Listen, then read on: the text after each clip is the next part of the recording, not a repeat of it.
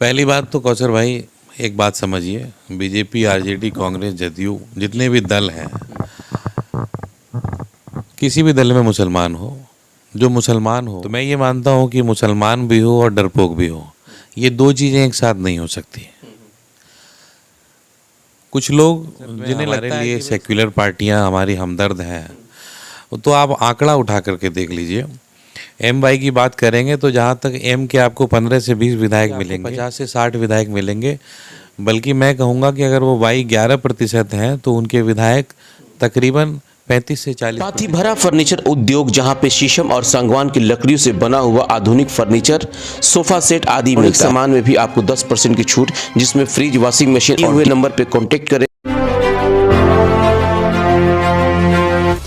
NX power, inverter, solar, e rickshaw, battery की बेताज बादशाह। Dealer और डिस्ट्रीब्यूटर बनने के लिए आज ही संपर्क करें। Jhunapur bypass, HR complex, Barharia road, Siwan. ज्यादा जानकारी के लिए दिए हुए। बहुत स्वागत है आपका यस 24 न्यूज़ में, और मैं कौसर अली। अभी हमारे साथ जो बैठे हुए हैं ये एक बड़ी शख्सियत हैं। आमतौर पे मुसलमान बीजेपी से जो है कि कहीं ना कहीं एक तरह से देखा जाए तो बीजेपी के नाम पे नाक, मुंह और मतलब हिचकाने लगते हैं लोग कि भाई बीजेपी मुसलमानों को नहीं जाना चाहिए, मुसलमानों के लिए कहीं ना कहीं बीजेपी अछूत है। बहुत सारी चीज़ें ऐसा आता है, और आज के माहौल में तो और भी देखते हैं हम लोग। लेकिन ऐसा नहीं है। कई ऐसे नेता हैं जो आज भी मुसलमान, जो कि बीजेपी में हैं और बीजेपी को पसंद भी करते हैं, उसके नीतियों को भी पसंद करते हैं और उस कैडर में काम भी करते हैं। लेकिन एक बड़ा सवाल है कि आखिर जब मुसलमान आज के दौर में जिस तरीके से दूरी बनाए हुए हैं, लेकिन कुछ उसमें लोग जा रहे हैं, तो इन दोनों चीज़ों में क्या है? जो लोग दूरी बनाते हैं वो किस लिए, और जो लोग उस पार्टी में हैं वो किस लिए? कुछ संगठन भी ऐसे हैं जिन संगठन पे आम आदमी को अपनी तरफ रुजू यानी कि उसको खींचने के प्रयास भी की जाती है। हमारे साथ इकबाल अंसारी साहब हैं। चूँकि ये भारतीय जनता पार्टी के आप युवा में हैं, प्रदेश मंत्री माइनॉरिटी के ये प्रदेश मंत्री हैं। अभी सिवान आए हुए थे, 1 दिवसीय दौरा है इनका सिवान में। तो इत्तेफाक से आज हमारी मुलाकात हुई इनसे। हम इनसे जानना चाहेंगे जो दो चीज़ें मैंने कहा कि जो मुसलमान बीजेपी से दूरी बनाता है या फिर जो उसके अंदर है, उन सारी चीज़ों पे इनसे बात करेंगे। बहुत स्वागत है सर आपका। धन्यवाद आपका कौशर भाई। मेरा पहला सवाल यही होगा कि जिस तरह से आज आम तौर पे मुसलमान जो है कि बीजेपी से दूरी बनाए रहते हैं, पहले भी था, अब कोई नई चीज़ नहीं है। तो क्या आप लोग, चूँकि और आप बीजेपी में हैं, आपको क्या लगता है कि बीजेपी में हमें क्या मिल रहा है और मुसलमान उसे डरते क्यों है? डराने की भी बात की जाती है। इन सारी चीज़ों पे हम आपसे बात करना चाहते हैं। पहली बात तो कौशर भाई, एक बात समझिए, बीजेपी, आरजेडी, कांग्रेस, जदयू, जितने भी दल हैं, किसी भी दल में मुसलमान हो, जो मुसलमान हो, तो मैं ये मानता हूँ कि मुसलमान भी हो और डरपोक भी हो, ये दो चीज़ें एक साथ नहीं हो सकती। कुछ लोग जिन्हें लगता है कि भाई सियासत में हमारे लिए सेक्युलर पार्टियां हमारी हमदर्द हैं, तो आप आंकड़ा उठा करके देख लीजिए।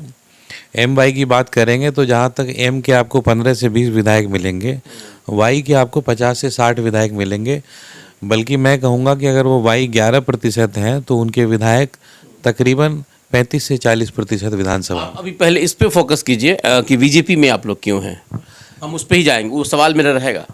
मैं एक्चुअली बीजेपी में मैं क्यों हूँ, ये सवाल मैं पिछले 15-16 साल से 17 साल से भाजपा में हूँ, और जिस समय मैंने भाजपा ज्वाइन किया, मुझे नहीं लगता है कि ये अगर देखा जाए उस समय के बुद्धिजीवी तो बहुत अच्छी बात होगी कि भाई भाजपा क्यों ज्वाइन कर लिएगा, अजीब सी बात थी। लेकिन मैं अटल जी की नीतियों से बहुत प्रभावित था। अटल जी से मैं तब भी प्रभावित था, अटल जी से मैं आज भी प्रभावित हूँ। और अटल जी की राजनीति जिन्होंने बहुत करीब से देखी है, उसमें लगता है कि उसमें कहीं भी मुसलमानों के साथ कोई भेदभाव नहीं था। चलिए, आप अटल जी से प्रभावित थे। अटल जी तो है नहीं, अभी मोदी जी का चल रहा है दौर, और क्या कहते हैं, अमित शाह जी का दौर चल रहा है। और ये दौर पहले से ज़्यादा जो है कि कहीं ना कहीं हार्डकोर हिंदुत्व पे काम हो रहा है। तो अब तो चूँकि आप जब अटल जी के प्रभाव में थे, तो वो प्रभाव अभी भी है क्या? और आप अगर उनके प्रभाव से थे तो इनमें और उनमें क्या फ़र्क है, खास करके मोदी जी के शासनकाल में और अटल जी के शासनकाल में? अटल जी और मोदी जी के शासनकाल में जहाँ तक सवाल है, ये समझ का फ़र्क है। तब भी और आज भी पार्टी अपने सिद्धांत पे है।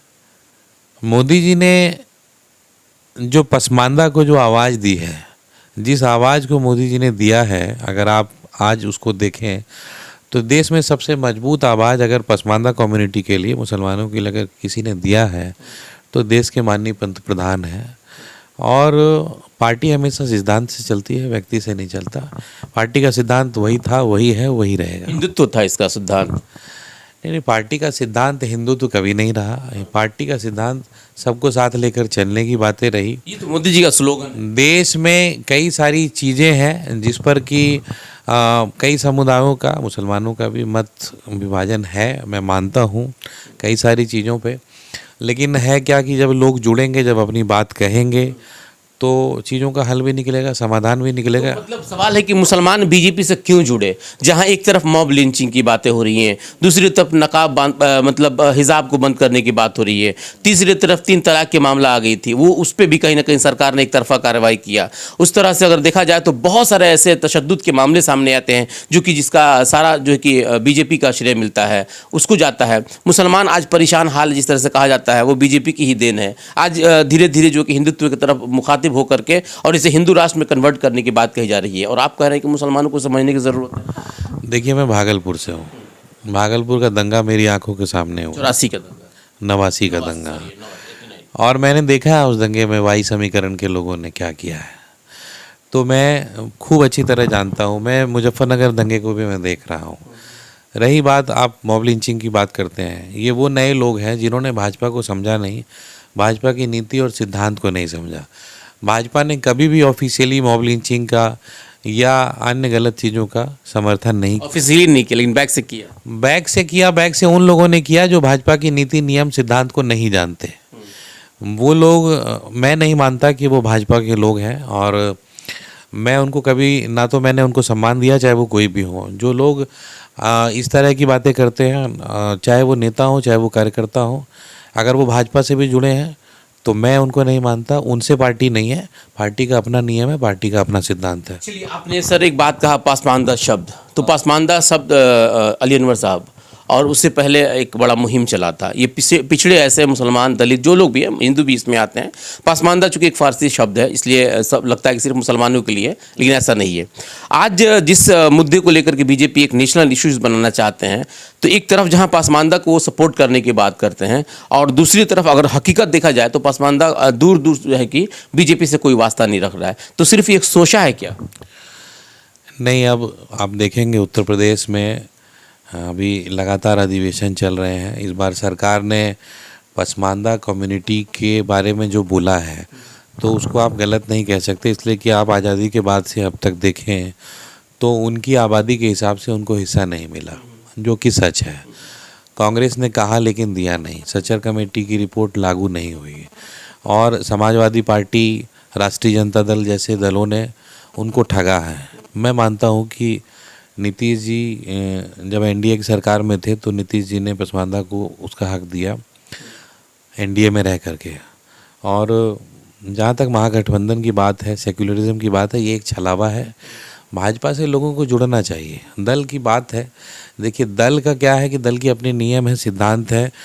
राष्ट्रीय जनता दल ने क्या दिया है हमारे समाज को या मुसलमानों को, ये अगर आप आकलन करेंगे सही से बैठ के तो वो समझ में आ जाएगा। आपने सर एक बात और कहा कि वो 89 का जो तशद्दुद जो हुआ था भागलपुर में, चूंकि आप भागलपुर से हैं, तो एक बात बताइए, वो तो कांग्रेस का समय था, कांग्रेस के शासनकाल में हुआ, और उसके बाद तुरंत जो है कि राजद की सरकार आ गई थी। उसके बाद लगभग लालू जी के संघर्ष के बाद, तो क्या लालू जी उस समाज को, यानी कि आप लोगों को इंसाफ दिला पाए थे क्या?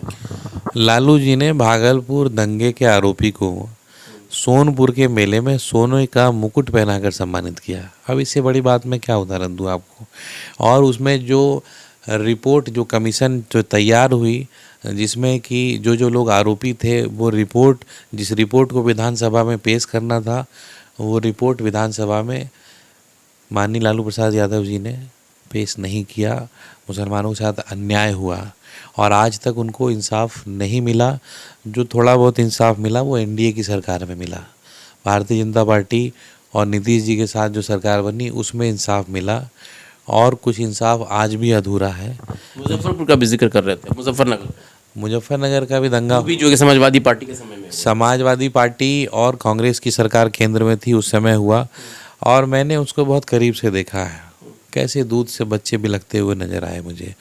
इसलिए मैं ये मानता हूँ कि सेक्युलरिज्म एक धोखा है। भाजपा जो बात कहती है वो करती है, और जो आदमी साफ कहता हो, सामने से कहता हो, उसमें ज़्यादा विश्वास रखना चाहिए। सेक्युलरिज्म इस देश के लिए धोखे के समान है। आज तक इन मुसलमानों को कुछ मिला नहीं है। आप उसकी आर्थिक स्थिति देख लीजिए, दिन ब दिन गिरी है।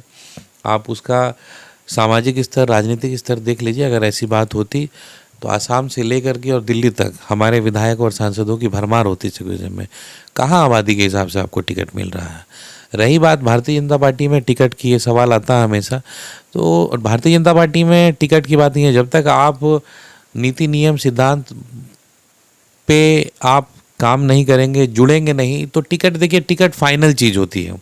आप जुड़िए, अपनी बात रखिए, और जब आप बात रखेंगे तो आगे भी बात बढ़ेगी, समाज में स्वीकार्यता बढ़े तो ठीक है। अब तो धीरे धीरे स्वीकारता एमआईएम की तरफ बढ़ रहा है लोगों का। एमआईएम की तरफ लोग हाथ बढ़ा रहे हैं। कुछ लोग ये भी कह रहे हैं, जैसे तेजस्वी जी ने कहा गोपालगंज के उपचुनाव में कि वो बी टीम है बीजेपी की।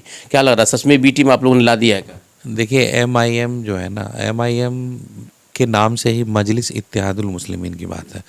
हमारा देश अनेक जात, धर्म, पंथ, संप्रदाय को लेकर के, सबको साथ लेकर चलने वाली चीज़ है। और किसी भी एक धर्म में, चाहे वो हिंदू हो या मुसलमान हो, वो अपने अपनी पार्टी बनाए तो उसका कोई अस्तित्व इस देश में नहीं रहेगा, न था, न है, न रहेगा।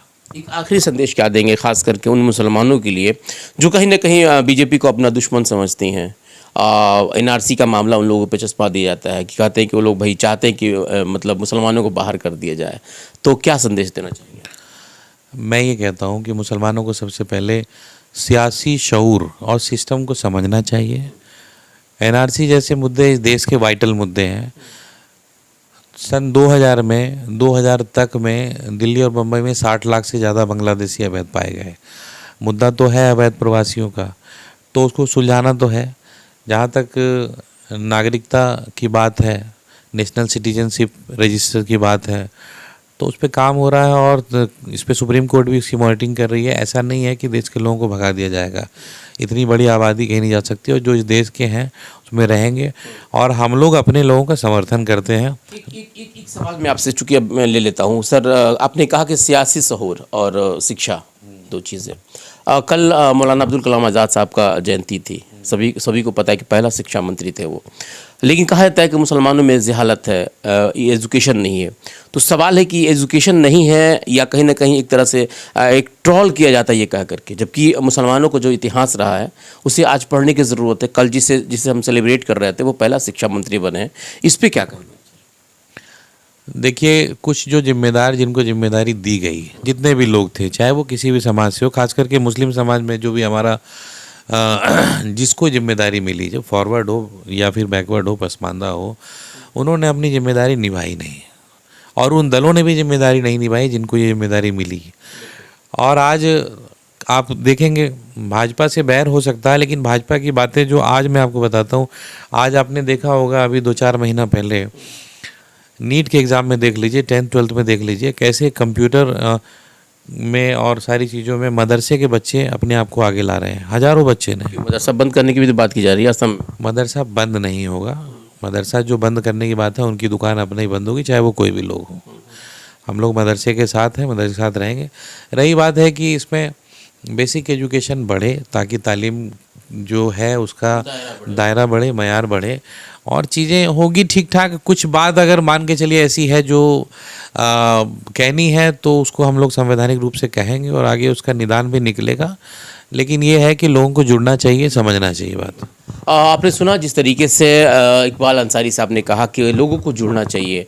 सही बात है। अगर लग रहा है कि नहीं बीजेपी की तरफ रुजू होकर के उसके नीतियों को समझ करके अगर हम जाएं और कुछ फ़ायदा हो इस समाज को, जिस तरीके से सेकुलरिज्म के नाम पे हमेशा इस पूरे समाज को ठगा गया, जैसे कि इन्होंने कहा, तो इस पर भी एक बार विचार करने की ज़रूरत है। आप देख रहे थे TS24 न्यूज़। बहुत बहुत शुक्रिया।